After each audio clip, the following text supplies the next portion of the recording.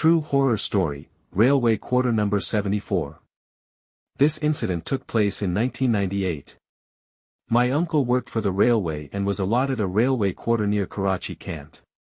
It was located right beside the railway line, where at night the only sound you could hear was the rumble of passing trains, otherwise, silence everywhere. The quarter's number was 74. We moved there from our village, my father, mother, and me. I was only 14 at the time. The first few days went fine, but soon the neighbors began sharing strange whispers about the place.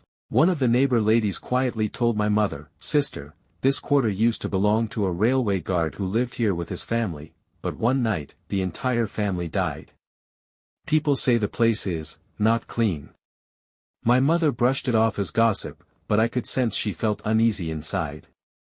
On our third night, I was doing my homework in the living room. My father was on duty, and my mother was in the kitchen. Out of the corner of my eye, I saw a shadow in one corner of the room. I thought it was just the light playing tricks, but it didn't move, it just stood there, watching me. When I stood up with my pencil in hand, the shadow slowly slid into another corner, a corner where there was only a wall, no door, no passage. I screamed, and my mother rushed in, but by the time she arrived, everything looked normal. "It's late, son. You shouldn't stay up this much at night," she said. But that night, sleep refused to come. A week later, my father had another night shift. It was just me and my mother at home. Around 1 a.m. we heard the sound of utensils falling in the kitchen. When we checked, everything was in place, but the bucket under the sink was shaking slightly, as if someone had just touched it. My mother began reciting verses from the Quran, and we both lay down in the living room to sleep. That's when we heard heavy footsteps walking above us, like a man in boots pacing quickly. The problem was, our quarter was a single story. There was no upstairs. No one could have been up there. The next morning, I spoke to one of our neighbors, an old retired railway guard. After a deep breath, he said, "Son, this quarter used to belong to a guard named Nasir. One night, after returning from duty, he found his wife and children drenched in blood. They weren't murdered, they had locked themselves in a room and taken their own lives. A few days later, Nasir threw himself under a moving train. Since then, people say their souls still wander here." I was shaken, but I still thought maybe it was just an old ghost story.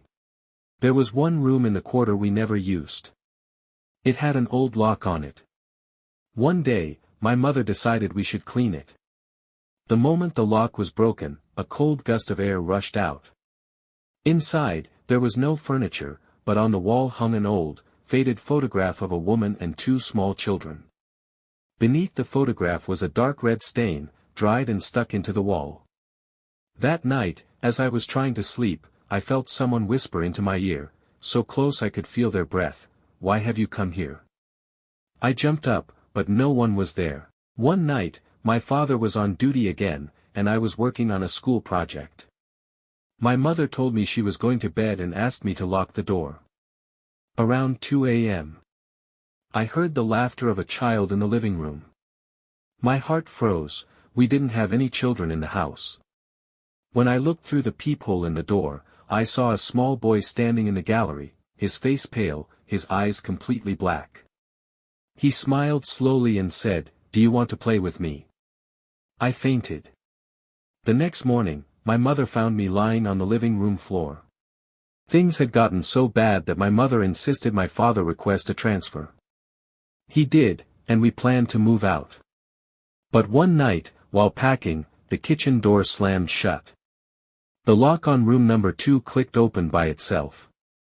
Inside, the same old photograph fell from the wall and shattered on the floor. Right after it broke, we heard a clear, cold voice, "You will never come back." The power went out, plunging the quarter into complete darkness.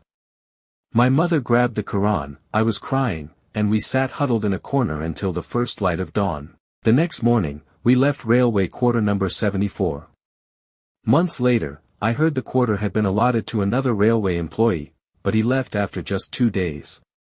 Even today, when I pass by Karachi Kant, I never look toward those quarters. Somewhere inside, I feel that laughter, that voice, and those black eyes, are still waiting for someone.